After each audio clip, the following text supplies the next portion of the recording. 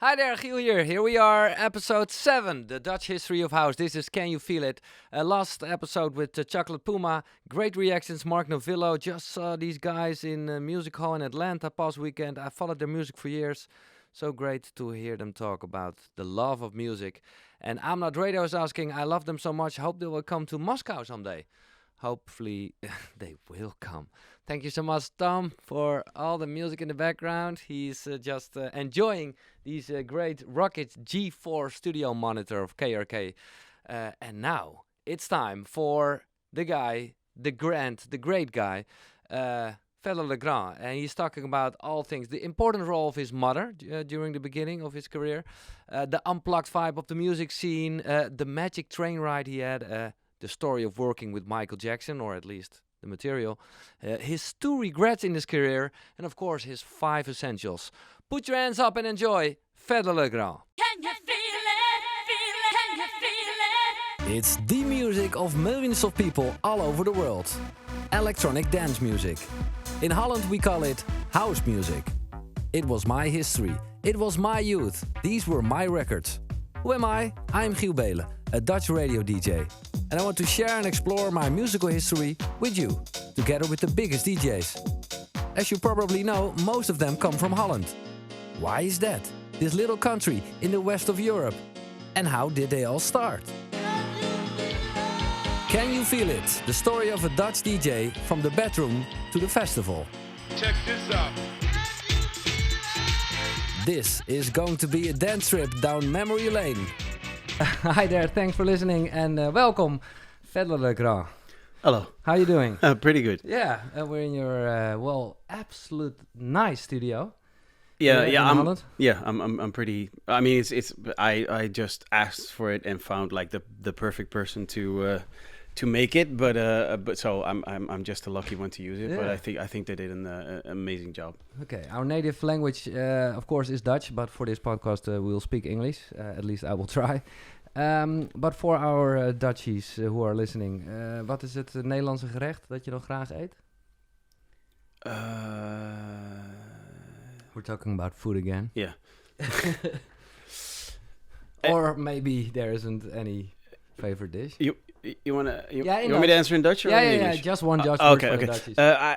Eigenlijk in de winter verlang ik nog steeds naar stamppot. Oké, Ja. echt Ja, dat blijft. boerenkool, Ja. zuurkool. Ja, op zijn minst één keer, Dat is maar classic. dat blijft dan een soort van. Oké. Dat is grappig. Okay. Let's start with the earliest dance memory, so the EDM. Do you remember the very first time you ever heard house music? Ooh, yeah. There was a pirate radio, and I'm not sure how old I was. I'm guessing like 14 or something. Mm-hmm. I lived around Utrecht at the time, and my best friend back then, he found this pirate radio thing, and it was called Radio Ecstasy, which was like, Okay. ooh, Okay. so like that already captured the imagination. Yeah. And they didn't air every night because apparently they had to relocate every now and then. Yeah. But they played like all kinds of music that we never ever heard of before. It was quite late because I think they, at the earliest, they started at 12, which if you're 14 is quite late. Yeah. So we, back in the day when you had like cassette decks, you would like record and then go to sleep and then see what we had like the cassette decks that would automatically turn around. Yeah. And then the next day you would always check if you got something, because sometimes it was just static. So that kind of added to the whole whole experience. But it was like it was pretty early days. I mean, not the earliest days, but when house was kind of like divided into maybe hardcore and mellow. Yeah. So early 90s we're yeah, talking about. yeah, Yeah. yeah. Okay. And so you with your friends you recorded it. So you like the music. Yeah, I mean, definitely. But I think there's another thing. Like I think also like I got the power from Snap. Yeah, I remembered that distinctly as well. That was also one of those records where I thought like, wow, what is this? Yeah.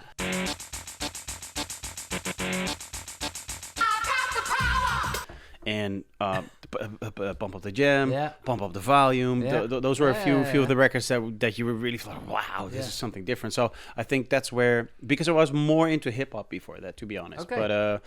But that's where like my first interest peaked a little bit, and I think when, in my personal opinion, hip hop went south a little bit in the sense of it was too much about look at me with my Gangster, big house, yeah. my 15 cars that are all rented Yeah. actually, and like la la la la. I kind of lost interest in rap music, and at the same time I had a friend who had turntables at home. Okay. Which was already a big thing, but he had the fake ones, not Not the SL Technics. No, okay. exactly. So, but still, it was cool. Yeah. And he played.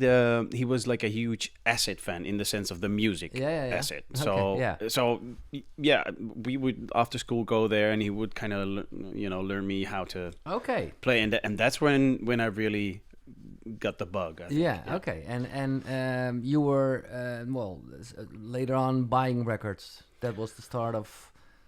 Like actual house records? Yeah? Yeah, also through this friend actually, Yeah. because he took me to the first time to the record shop. Okay, There were two pretty good ones in Utrecht. You had the Kareltje, I don't know, absolutely, and Midtown, of course. Yeah. And I kind of like that whole atmosphere as well. And I think from that moment, especially when I started to buy records, because I had I bought like a little mixer. With no tonal things, just three three faders. Yeah. And I had like one old, I think it was a Dual. I think that was a brand which had like a pitch, but it was like a little small tiny knob. knob. Yeah. And one CD player. So Okay. I would play the CD player and then try to like Pitch the, mix at home. yeah. But I think as soon as I started to buy records, that's when it was game over. Like all my money went there. Everything. Okay.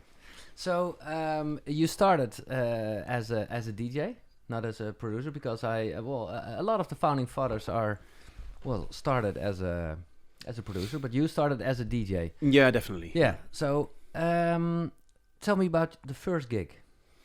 The very first gig? Yeah, the very first gig. Okay, I met this guy from... Is the guy still involved with... do you still know him? The guy who... Yeah, Okay. I do. I mean, he doesn't do music anymore, Okay. but he actually did my bookings for a long time. Oh, really? Yeah. Oh, that's fun. I somehow, don't ask me why, but I sort of always... Because before that, I had residencies. I wanted to play, so first I had one in Utrecht, but that place closed down. Hopefully not thanks to me, but and then I found a place down south in Den Bosch, which was like a normal. I mean, it was like a top 40 stuff, but I would kind of like slowly do like the last 10 minutes only house music, the last 20 minutes, the last 30 minutes, and then at a certain point it became a thing that the last hour was like house music, which was like a cool thing, and I was super happy with that. Yeah. But so someone heard me who had like a teeny tiny bookings agency from another place down south, Tilburg, and he kind of signed me, so I was like, yes, I have a book now. It's gonna go, which obviously doesn't happen, but. But he got me my first gig, and it was a bachelor party all the way as south as you can go, almost like in Maastricht. Okay. I didn't have a driver's license back then, so my mom brought me there. This is Thank you, Mom. classic. I love you. Yeah. Yeah. My mom brought me there. It was a bachelor party. To be honest, it was completely shit. You know, everyone was drunk. The groom was dressed up in a carrot suit. It was there was no honor in it, but it was my actual was the official first paid booking. So I was over the moon. I absolutely loved it. Wow. And was there a moment where you decided, okay, I'm going to be a full-time DJ? Yeah. That was even before this. With the first place I played, which was like a student bar, I started to organize my own parties. Every now and then, I like around every 3 months, and I would invite like the DJs that I liked from Holland. and I will play there myself, and it was like a very small scale, but that kind of made me really interested and made me sure about the fact that I wanted to do something with dance music. Yeah. But then it could still be like party organizer, booker. promoter, yeah, I mean, I definitely loved DJing, but back then it wasn't really. It just wasn't something I really thought about that was possible. I mean, like, you had a few guys, but they all had a residency at like the best clubs in Holland, and I didn't really know how to get from a student bar to like the It or the Roxy or like the main club. So until someone where I bought my records told me, well, you have to start producing. And I was by my booker again. Yeah, all ties together. By my first booker, he to make my act more interesting because who cares? Nobody knew me. Whatever. He teamed me up with a drummer, which was the ex-drummer of Doemar, and for the people that don't know, like famous Dutch band. Yeah. And so we kind of toured together, and that was kind of like, to be honest, he was more the selling point than I was. Yeah. But that was a DJ with the drummer. Yeah. With like, wow. Yeah. I mean, you had to do something to sell yourself, you know. And so that was a good thing. So we had some bookings from that, and he had a digital drum machine from Roland, which had like the little box with all the sounds and stuff, which was pretty cool. But that kind of fell apart after, I don't know, like 6 months or something.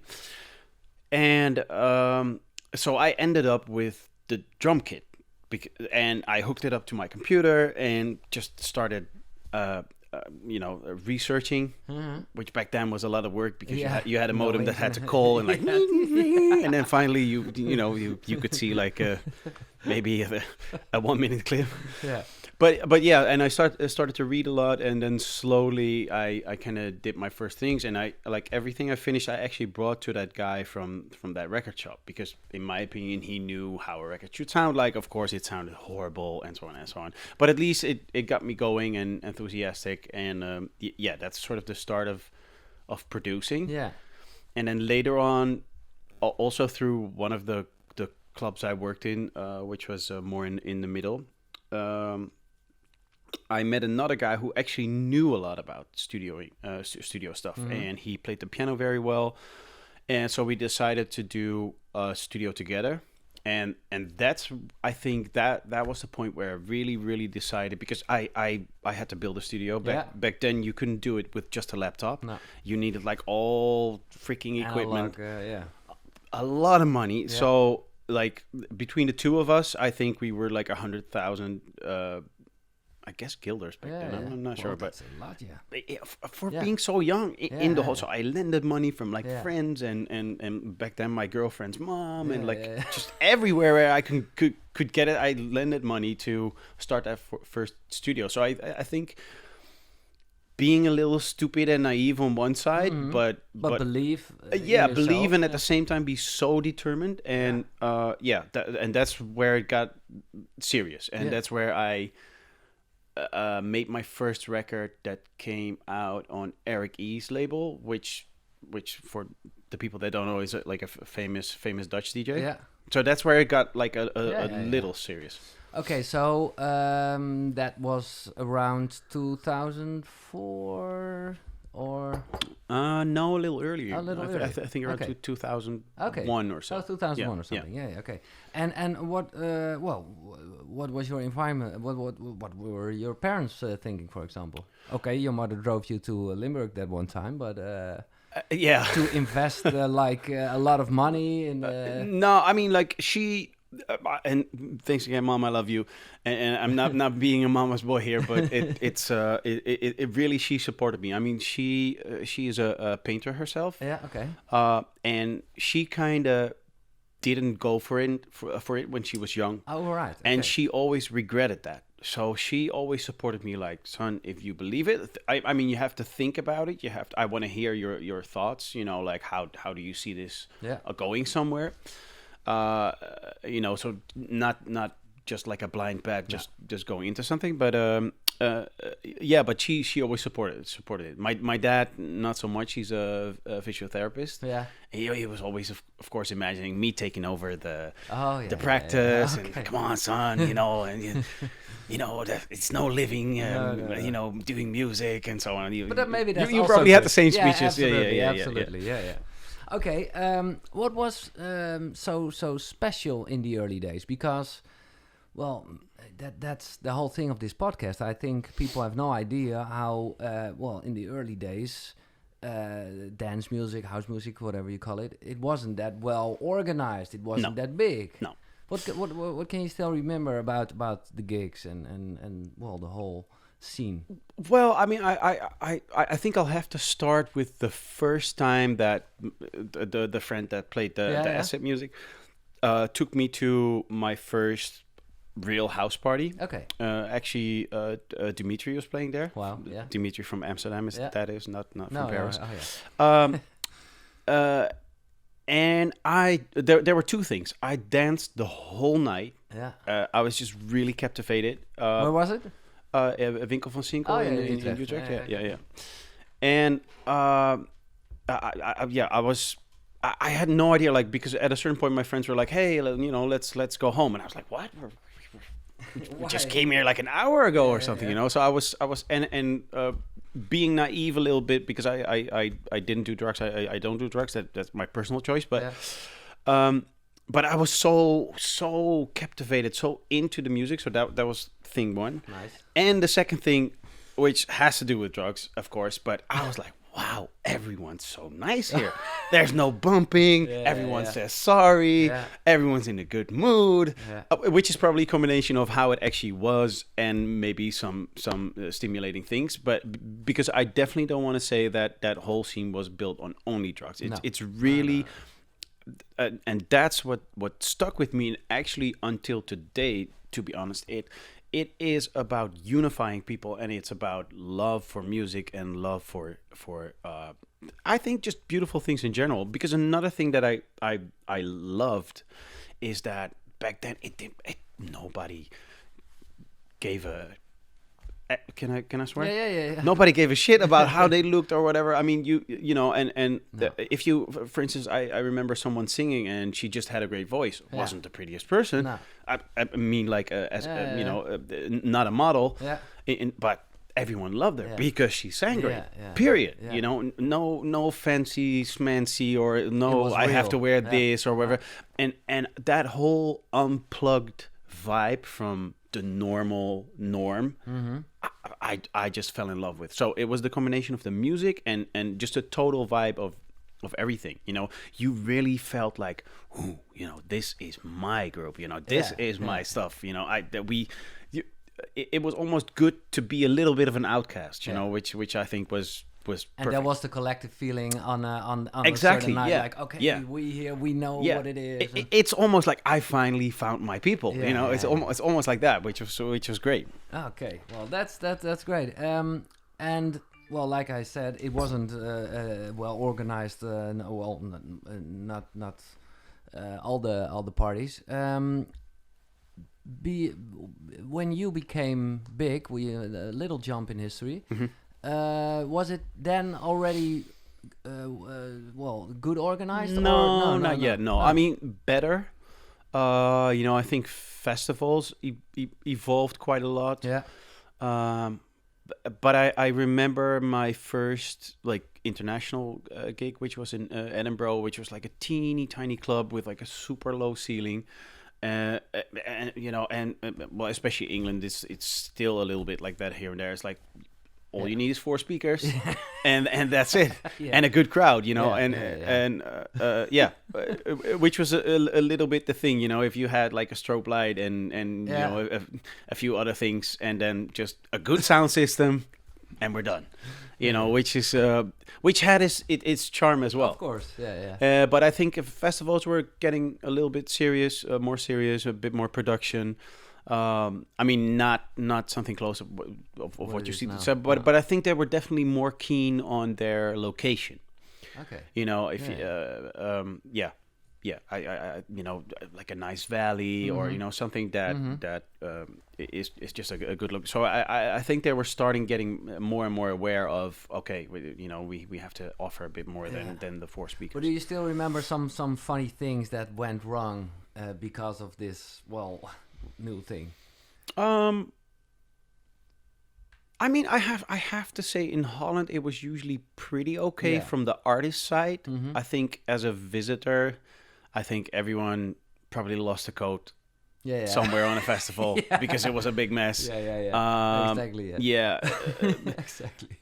Weather-wise or food-wise, I think the logistics is something that they struggle with. So I think as a visitor, you saw more of it than we did, and the whole backstage thing was a picnic table. There's no booth it's nothing fancy. At some places, I can imagine it still is. Oh, it still is.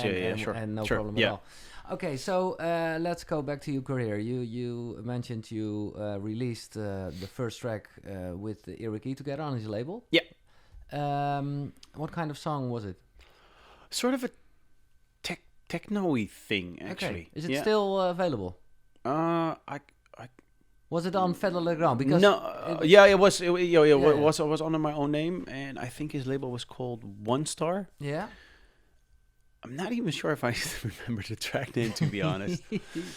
No, I would have to look it up myself. But theoretically, you should be able to find it. Okay. But I'm not sure if it's actually available on vinyl still. No, okay. No idea. Well, if it's good, you hear a small part of it now. And otherwise, what happened later on? Because this was, you said 2000 or maybe a few years later. And, then at a certain point, we are coming to absolutely your breakthrough, of course. But I know there were some tracks before Put Your Hands Up that went pretty well. Yeah, true. I mean, I think the best decision I made is to start my own label. Yeah, I started my label with a friend, Funkerman. The label was called Flamingo Recordings. Yeah. A lot of great releases. Yeah, and actually he started it because we both by then we both played in a place in Tilburg, which was a small place, but it was sort of cool. Yeah. It was very, very cool. So like people from all over actually came down because it was sort of like underground. Because I'm originally actually from a bit more an underground vibe. So I made this record, and he really liked it. But I just played it live. That's it. And because I've sent it around to labels I liked back then, Defected, but no answer whatsoever. So I kind of gave up, but I just played it in my set. So he really liked it, and that's the main reason he believed so much in it. So thank you, Artie, in this case, that he wanted to start that label because he was thinking about it for a long time. So we kind of decided to do that, and I mean, he worked with a label before, so he kind of knew. This is back in the vinyl days, of course. So you need someone that presses the vinyl and so on and so on, and like a sleeve and artwork and so on and so on. But he knew how that worked, but we couldn't find a distributor. But the previous label where he worked was in the same building as a big porn distributor. Oh, okay. So he approached them if they could do the distributing for our label. And they said yes. But that was so controversial that our label got attention right away. So, great story, on hindsight, it was brilliant, because everyone was like, "Oh, what's this? What's that?"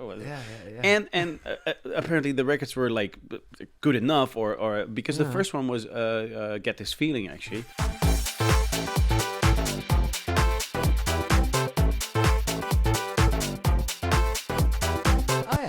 And so that just went well right away, and we had to like do a second pressing and a third pressing, and so that was the first one on Flamingo. Yeah. Oh wow, that was the very first one. That's a great start. Yeah. And then I think that got me the first like little bit of attention because it kind of from Holland it kind of like dripped into England and got some people were interested because that's also where I got my first booking. What I told you just about it. What was off that record actually, and not so much anything else.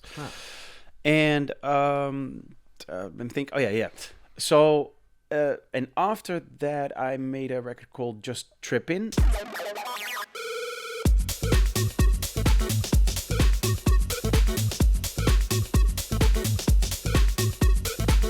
And even though we had our own label, we were still interested in signing to the big labels, still like Defected and Tool Room. And so I sent it to Tool Room, and they actually replied. So that was my first international release.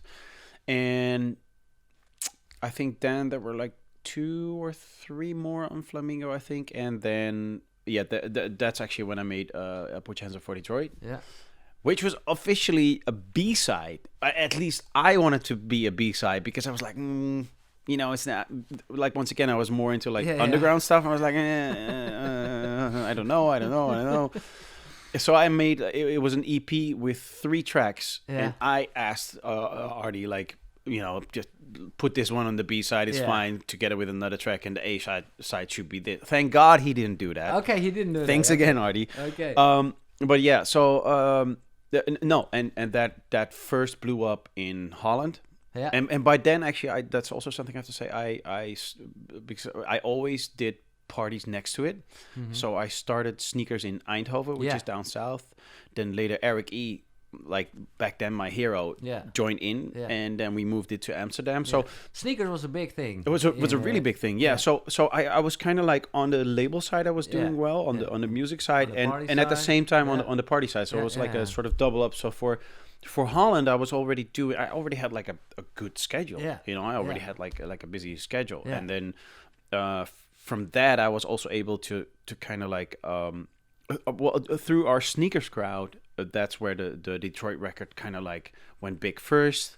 Then it leaked. This is like, which is great in hindsight again. So some other guys started playing it. And then actually, I think it was Dave Spoon from England.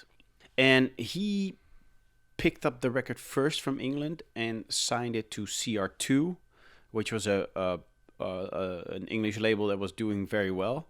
So then it went back big in the club scene in England, and then it got signed to Ministry of Sound. Yeah. So it's like a typical classic, but a classic structure. It first does well on the dance floor, gets to bigger labels, but dance floor labels, and then what majors do a lot of time, they hover above the scene, and anything that comes out they pick up, shoot a video clip, and the rest is history. Okay, but this is great because at first it was like you said, a B-side. But what, for example, what gave you inspiration for the sample or the lyrics? Well, actually, this is like from when I played a lot. I mean, like, because I was doing well the Sneakers thing, and I was sort of in Holland making a bit of a name for myself. So and this is like the whole. It's also something I think young DJs and producers don't understand. Like back then, the record shop was a whole nother game by itself. Absolutely. Because I remember going into the record shop, just starting out, and I was like, "But what about those records? No. Those records are for for real DJs." Yeah, exactly. I was like, "Yeah, but they're right there." But we reserve them for. It's like, okay. So I was getting like some more exclusive things, and it was a really obscure breakbeat track, just almost unplayable. But the place I played back then, they kind of like broken beat things, so I did buy it, and I think that record sold about maybe worldwide 300 something. But I really like that sample. Put your hands up for Detroit, our lovely city. Put your hands up for Detroit. Lovely city. So like years later, I thought like, I need something. So I sampled it at first. I mean, later we redid the sample, but I sampled it at first, and then made of course a whole new track around it. Put your hands up for Detroit, a lovely city. Okay then. Wow. But I like, even when we redid it, I kind of kept it that way because for me it made sense, because like Chicago and Detroit. Yeah, where the house started. Yeah. Yeah. So for me, it totally made sense. Oh wow! And then what was it? And well, we hear now that it goes in steps. But how was it to deal with getting famous? I think for my feeling, it still went gradually a little bit. Yeah. Also because I think the parts where you really notice the fame were like America. And I mean, let me put it this way: people react in a way that, as a Dutchie, you're not really used to. So it was America, and I think Asia, some places like Japan. Yeah. But even still, like, I mean, like times were sort of different. I mean, now you can actually. I mean, we have several examples, I think, where you make one record and like boom, Bum. you go. Like in my time, it was kind of like it was a bad thing to have a radio record. Yeah. It was not for the scene I was not in. cool, It was like freaking sellout, you know. Okay. Yeah. I remember. Oh, yeah, was that a yeah, thing? yeah. I remember people writing about it, like, who is this guy? He looks like a freaking Backstreet Boy. How can we take him serious with this hit record? Because I mean, in England, it went to #1. Yeah. So my hat got chopped off, and like in the beginning, like the bookings I got were from like places I didn't want to play at all. You know, it was like commercial. Like normal discotheque. I was like, no, I don't want to do this. No.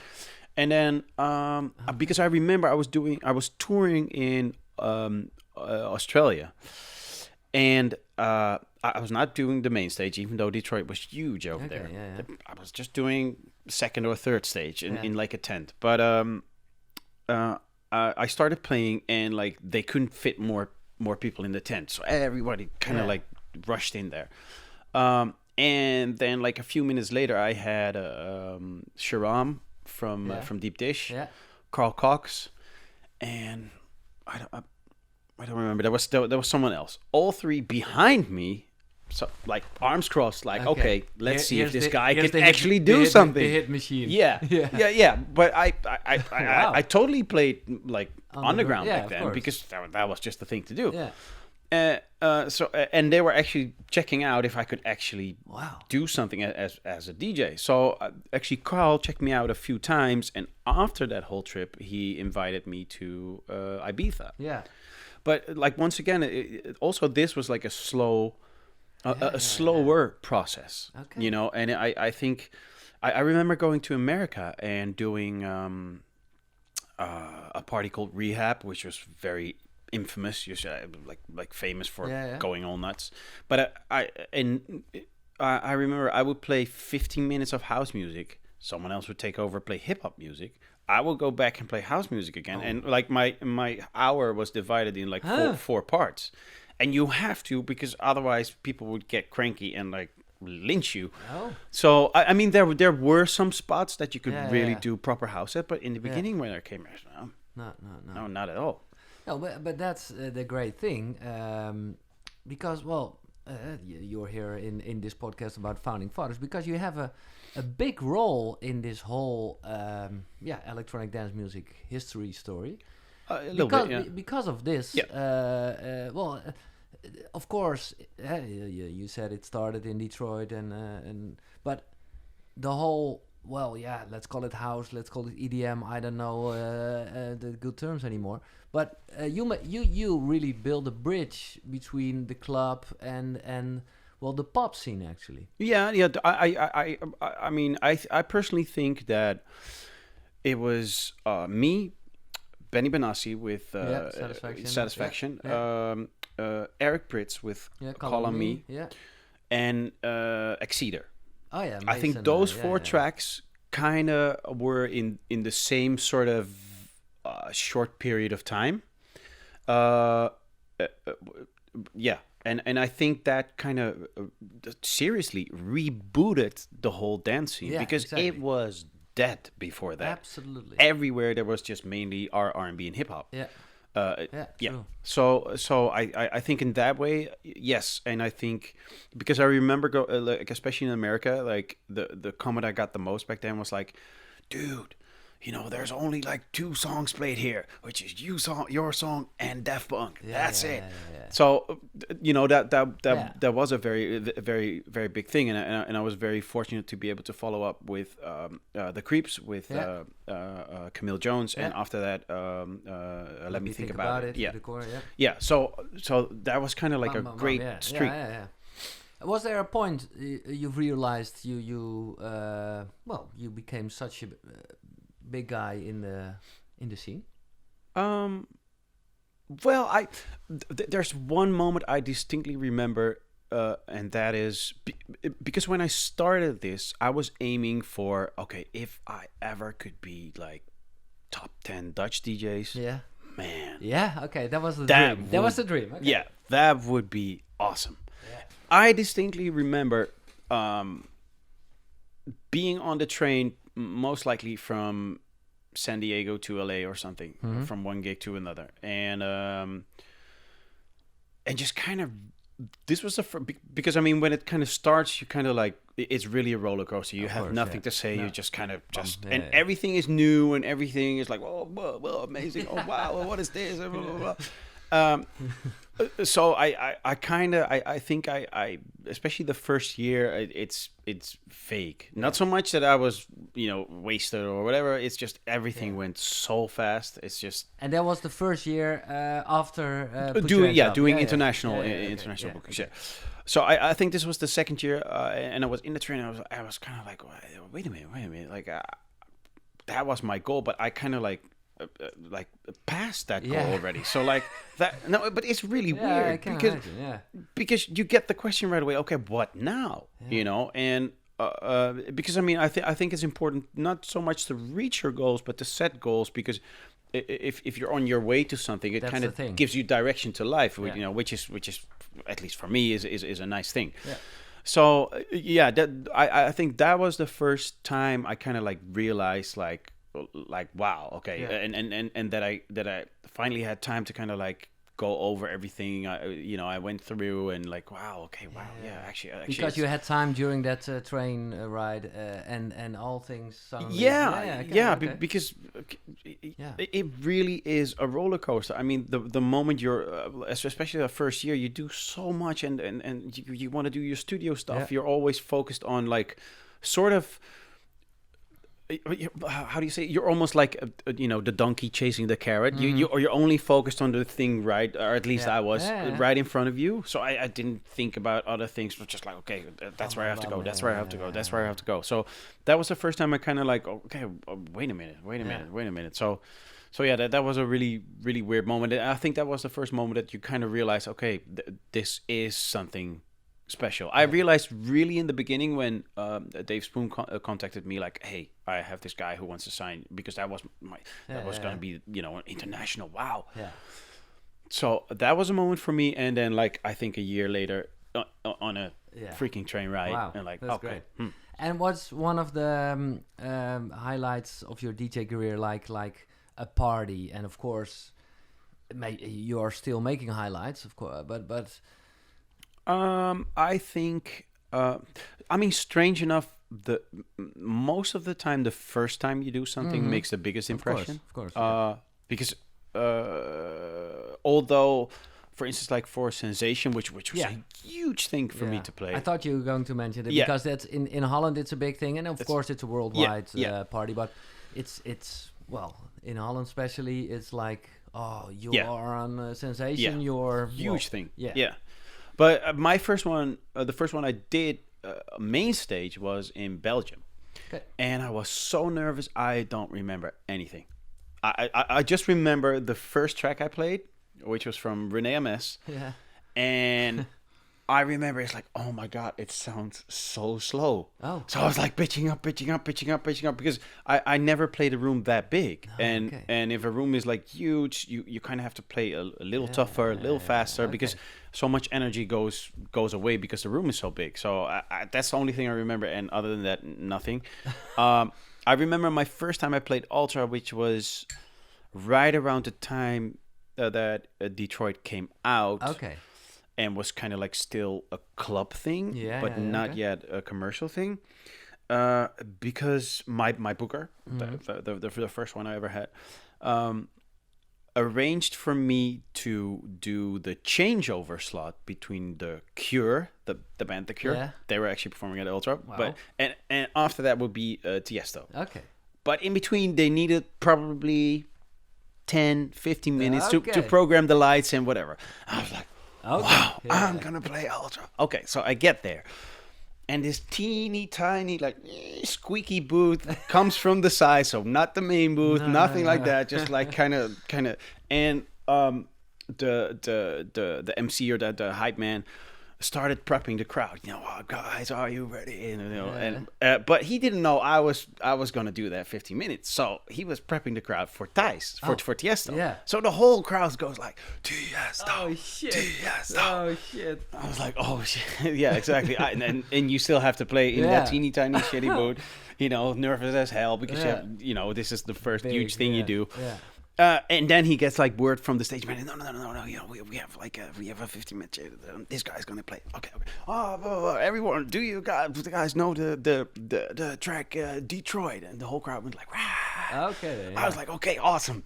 But then like 5 minutes, or not even 2 seconds later, everyone was back to Tiesto. Yeah. I was like, oh fuck. So scared shitless, but I did my thing anyway. You kind of like, I mean, you're literally from nerves and from excitement. You're kind of in a rush. Yeah. Did my thing. Apparently, I mean, my booker had to tell me it went really well because you're just like, okay, this. But that actually got me my spot into Ultra. So once again, not only the record, but also actually having to show that you can do your stuff on stage. Sorry, long story. No, it's a great story.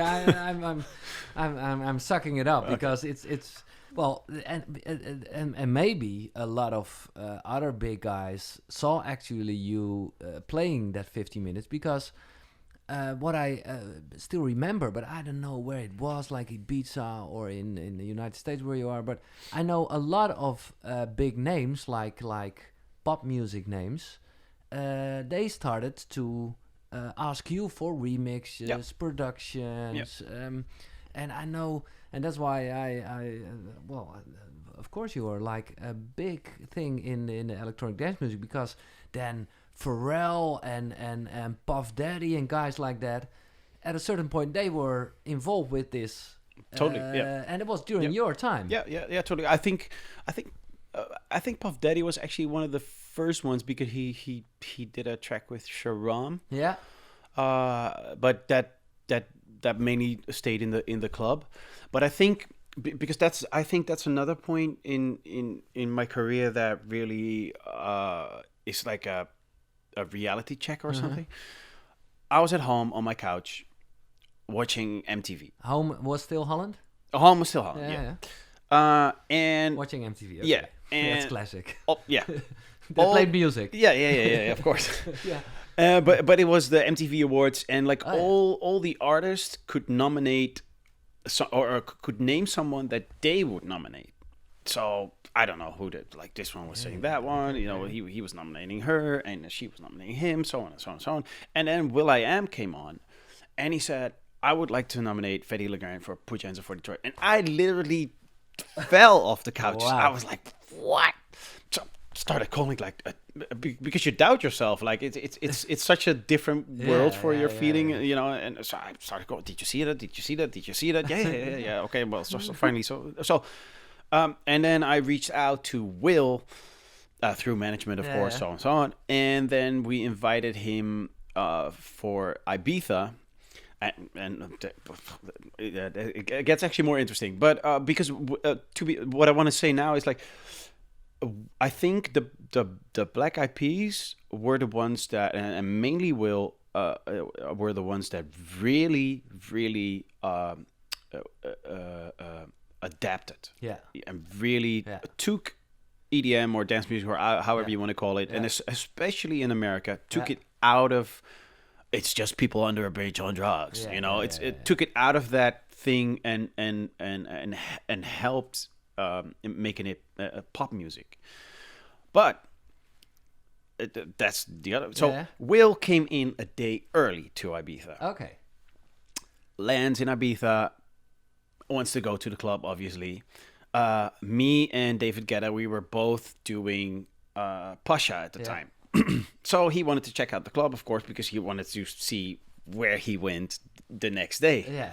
So he walks in. David or his management recognize him, of course. He gets into the booth, does this whole thing. So that's actually also where David and Will collaboration started. Yeah. Okay. Yeah, which was that's right, because he was a day too early. Yeah. And okay. And the funny thing is also that I mean, I think in the end it worked out. It worked out great, and it just had to be like that because David was at that point where he was like, "I'm just gonna do commercial music." I was still at the point like, hell no. You know, I am a freaking cool DJ. I'm not gonna because we were actually already working on stuff with Will, but Will wanted to do a rerun of Detroit. I was like, nope, no, I'm not gonna do that. And he actually did like a whole thing because in the end he persuaded me to, so I sent him the beat. He did like the whole song on it, but I just freaking hated it. I thought it was so cheesy. I thought it was so lame. I was like, nope. I can't do that. Never released. No. I'll see if I can find it somewhere. Yeah, great. Because he had like a whole talkbox thing on it, because Daft Punk did talkbox, but I hated it. Oh, wow. So and David was like, I still remember you had that Love Don't Let Me Go, and it was really in the vibe, like you said. Well, I think at that point we were both kind of sort of at the same, he had his first radio things, I had my radio thing, so we were kind of like head to head. But I mean I'm totally happy with my choice, but he went for that commercial side, and I just wasn't ready to do that. That's a great story. Yeah. Okay, let's talk about the music. The favorite classics I ask you to think about, and of course I know as a radio DJ tomorrow it will be different tracks, but that's the order is random as well. No, I think okay. I think there's a few definitely Joey Beltram Energy Flash. Okay, yeah.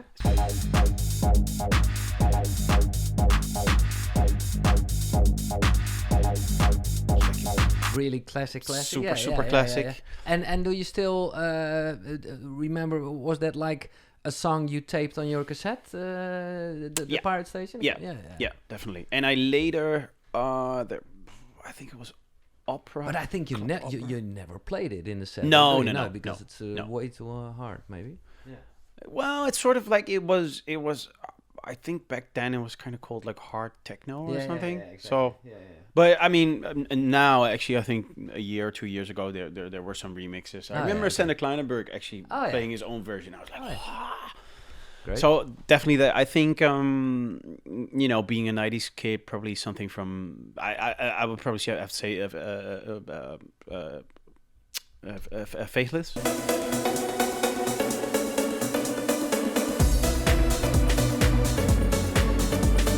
Yeah. Almost any track. Mm-hmm. I think they did something really special. So I think that's definitely there. And it's funny you say so because it's the combination of. We talked about will.i.am.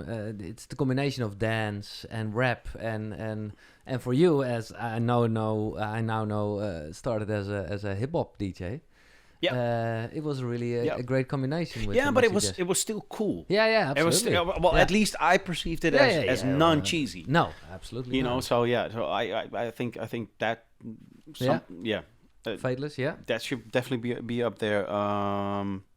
And I think you have to mention one of the. I mean, this is not something I recall. But two things. Now, first of all, I think Pump Up the Jam, which is maybe more considered hip house, I guess, because it was in between that set. But from a producer perspective, that was the first track where you could sample a good kick drum. So that was really one of the first house songs. And then I would have to say, but this is because I know, not because I lived it, but I think Farley Jackmaster Funk, Love Can Turn Around.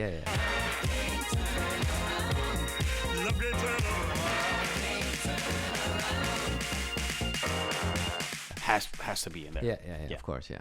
But the funny thing is, Pump Up the Jam, for me, it's like, wow, it's this year, 30 years ago. Really? Already? Yeah. Dang. It's That yeah. hurts. Yeah, that's, you're feeling old now. Well, I knew that, but not that old. But yeah, a little bit, yeah. And do you still know where you heard it first, when you heard it for the first time? No, Pump Up the Jam, I don't know. No. I got the power from Snap was on vacation. Okay. And I was visiting my grandparents. Okay. And they had like this little radio in the Yeah. caravan. And it came on. I was like, what is this? Yeah. So, yeah. And the funny thing is, at that point, it probably felt really like a hard track, like dun it. Yeah, it was rebellious. Yeah. And like, wow, Yeah. yeah, totally, yeah. And now you're like, what? Yeah. Yeah. And do you still play kind of elements of it in a set nowadays, or? Yeah.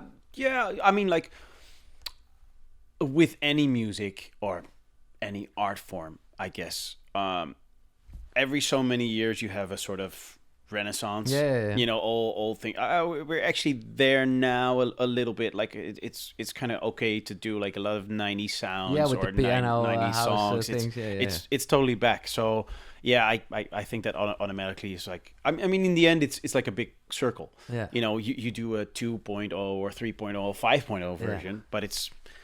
In the end, it's usually based on something that's already done. Yeah. Let's talk about your own productions, because of course we talked a lot about Put Your Hands Up, but then later on a lot of collaborations, a lot of remixes for big names, big tunes. What are certain titles you are most proud of? I think more recent, so not in the beginning. I think the one I'm most proud of is the Michael Jackson remix. Yeah.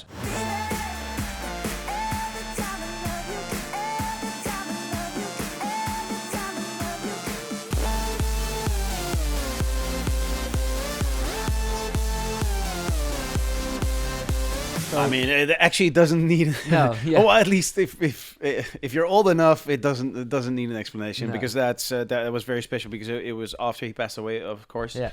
And it was a sort of like whole FBI thing, because I got a call and they asked me to do it. I said yes, of course. And then immediately it was clear that you were allowed to do it. It was not like make a demo or you're one of the it was like we want you in this case. Yeah, okay, definitely. Yeah. And so they called me if I wanted to do it. Yeah. I said yes. Then they were going to call me back a few days later, which they did, and then they could only play it on the phone. Okay. And so it was a phone. Okay. So it sounded like nothing, but I was like, hey, Michael Jackson. I can't really hear what's going on, but I totally feel this. And because you're not gonna take the chance. No, of course. You know. And then someone came down with the actual outtakes. Okay. I had 3 days. And then he had to take everything off my computer to take it back, because they were so afraid that anything leaked. So, and then you have like the a cappella, the instruments, everything, which is like almost scary to touch. Yeah, because, you know. can So, imagine, but Wow. yes. So yeah, but the whole thing altogether was very special. Yeah. Coldplay was great.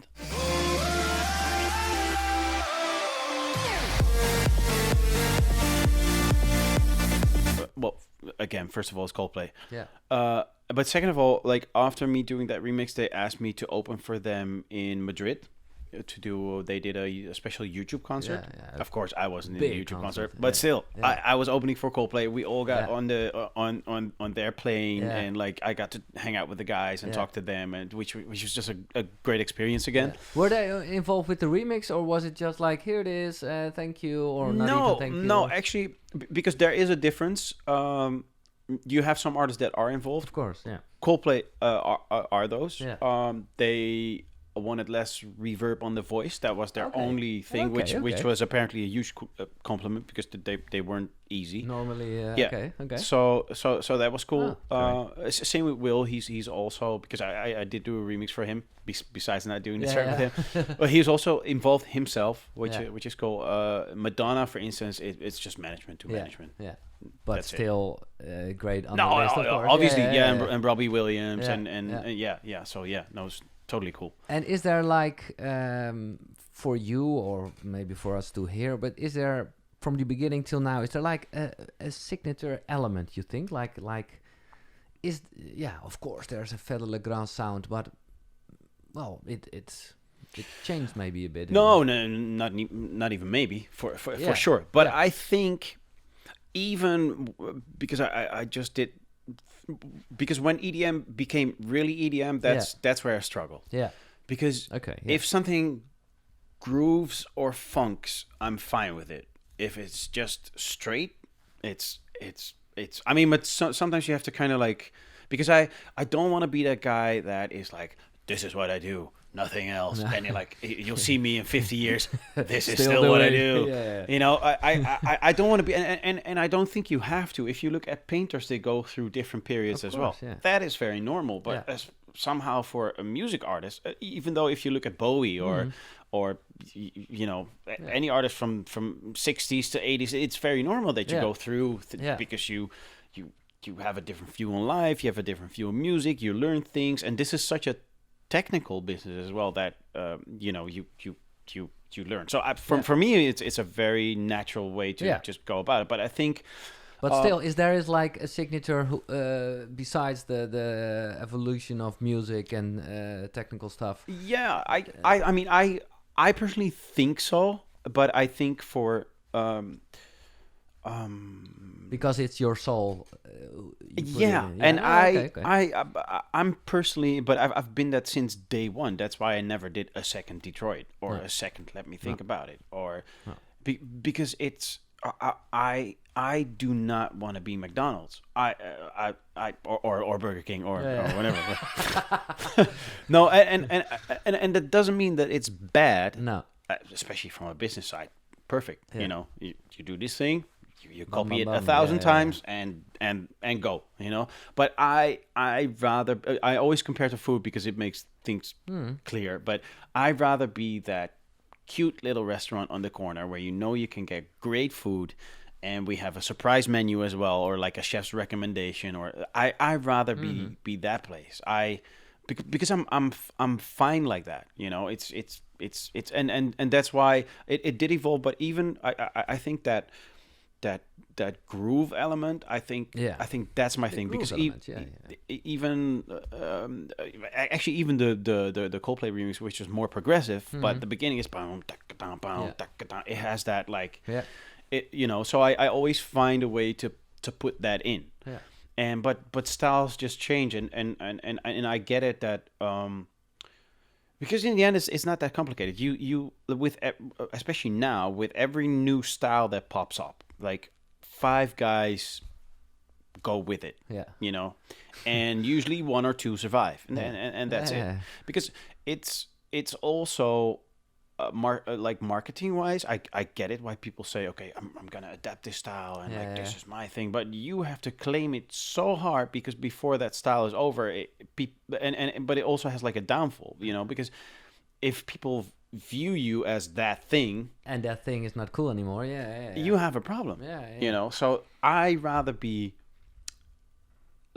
less commercial, and with less commercial, especially by now, I mean not making what it's in the chart or in the club, not necessarily format something and copy it 20 times. So yes, I definitely evolved, and I tried to adapt things, and I actually also failed, you know, which I think is a normal thing as an artist. Yeah, but well, maybe this is the recipe you just gave, because well, there's this, of course, you can talk about it if it's necessary or important, but you have this list, and all the DJs know the list, and all the listeners know the list, the DJ Mag list. And after Put Your Hands Up, you entered at 22. And now we're like 11 years later or something, and you're still at 22. That's a funny thing because it changed a lot in but that's insane. I went up and down. Yeah, that's insane. Well, in normal charts, it isn't possible actually. No, true. So true. that's well, yeah. I mean, like it's like I try to. I mean, of course, there is a bit of business view that you know, if you have a great running restaurant to compare to food again, you don't want it to die down, of course. But I think the main thing is like I do this because I like music, and I tried it only twice in my life to do things that I don't like. It just doesn't work for me. What are those two things? Well, I like actually my first serious residence. At a certain point, I played 4 nights in a row. Yeah. Which was fine, but there were 2 nights that this was really in the early days, but they wanted me to play a certain style because I took the night over from another DJ, and they wanted me to. So I you know, back then, okay, well, yeah, I'll do it, and it made me super unhappy. And when the whole huge EDM boom was there, but when it was really like, okay, it has to sound like this, and it has to be exactly like this, and otherwise we don't like it. I struggle with that. I think I did 3 songs. You're not most proud of. No, but hey, I mean it's not shit, but it's just it doesn't do anything for me. And then the question: Holland is a really small country. Why do you think why are our dance DJs so successful all over the world? I actually get that question a lot. Yeah. And I know there isn't like the answer, but I'm very curious. Well, to be honest, you have it. Okay, of course. Okay, no. But I think because it seems weird that such a small country produces so many DJs, but I think that is the reason. Because, I mean, there's several. First of all, we adapted very early. Yeah. You know, almost the same time as England. So we did have early adapters. We have a strong festival scene as well, so we have good organizations that kept it strong, kept dance music strong in our country. So I think you're talking about IDT as well, with the start of Inner City and later on Sensation, big parties. So I think there was a like almost right from the beginning, also because like the clubs I mentioned earlier, the Roxy and there was a strong foundation from the beginning, but it stayed there. So the basis has been there. So let's start there. But then I think the fact that we're small is actually our strength, because we all know each other. I think it's in our culture not to be hateful, and we are not I think in general we are not afraid of competition. You know, I mean, there's always this one guy you don't like, but in general, you know, because I talk to all the guys. I've always talked to all the guys. Actually, I remember Hardwell coming to our studio when he was just starting out, and we would have conversations. But the good thing is, he still comes to my studio, and I still come to his studio. You know, so it's never been like, oh man, and now he's doing this and I'm not doing that, and he's, you know, I mean, maybe there's a little envy here, but I think it's healthy competition. But I think when it comes down to it, we all support each other, we all help each other out, we tell each other about good gigs, we tell each other about new plugins. So it's a shared knowledge, so you grow as a group and not as an individual. And of course, you know, this time he's speaking, then he's speaking, and in 10 years he's speaking, or she. But I really think that that's the strength. So it kind of makes sense. And do you still see a lot of Dutch DJs while touring? Is it like is there really, like, I have no idea. Is international? Is there like a Dutch scene? Are you talking Dutch when you have a booking with? Yeah. I mean, it's. I mean, I think you understand each other. Yeah. So that kind of bonds you, because you know what he or she went through. You know what you're doing. You know, so. So it's kind of like seeing family again. Like, hey, a long time no see, blah blah blah. And I think especially at big festivals where you usually see each other again. You all hang out, Yeah. and it's not so much that we don't like other people to be involved, but it's more you know each other from a lot of times. Like I said, like Hartwell, like I from Yay High, and so I'm proud of him. Yeah, and for sneakers. What I still remember is that Afrojack, he was actually making songs to get on that sneaker compilation. Yeah. He actually, I remember him giving me a track because he kind of stands out because of his height. I'm like, oh, okay. Okay. And I also remember I liked the track, but he already signed it to someone else. Okay. So yeah. That's great. How do you see the future of electronic dance music, or how you call it, dance music, house music, whatever? Well, I mean, I think because this whole thing, the EDM, as you mentioned, EDM now for a lot of people stands for, well, a certain type of music. And of course it's electronic dance music, which is like everything. Almost everything. Yeah. So for me, it's really hard to catch a name. In Holland, we just called it house or house music. I actually still do that. Yeah. Okay. Yeah, because EDM doesn't. No. No. But worldwide, you think people are, because I noticed that house is a sub genre. It is. Yeah. So it's so hard. Well, whatever. Yeah. We know what you're talking about. Yeah. How do you see the future of that? I think very. I mean, we when we're talking about this, we just came from the let's call it EDM boom. Yeah.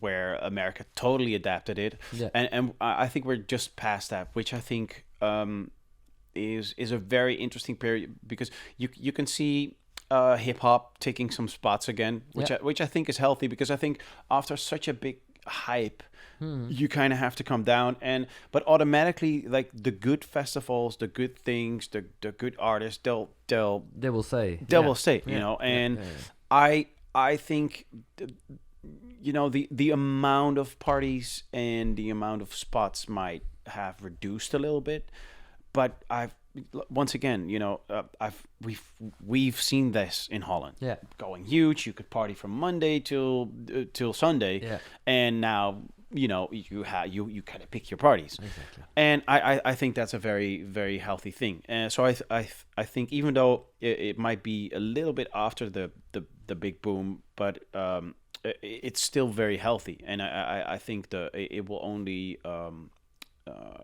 increase the quality, because I kind of... It's not like everything released is gold and it's like... No.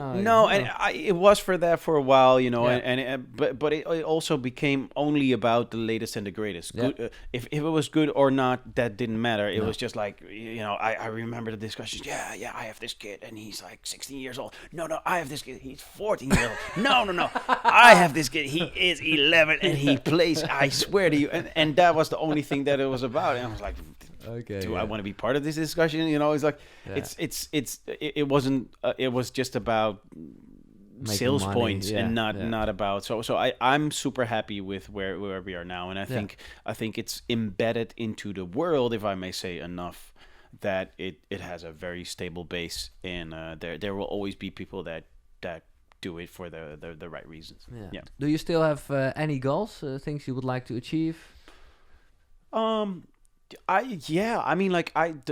The thing is, and that's at the same time the thing that scares me is, like, this is a never-ending journey, because there's always something to learn. There's always like, oh, wow, did you hear that? I want to be able to make that. Or but why is that scary? It's like it's well. Yeah, but at the same time, you kind of want to stop.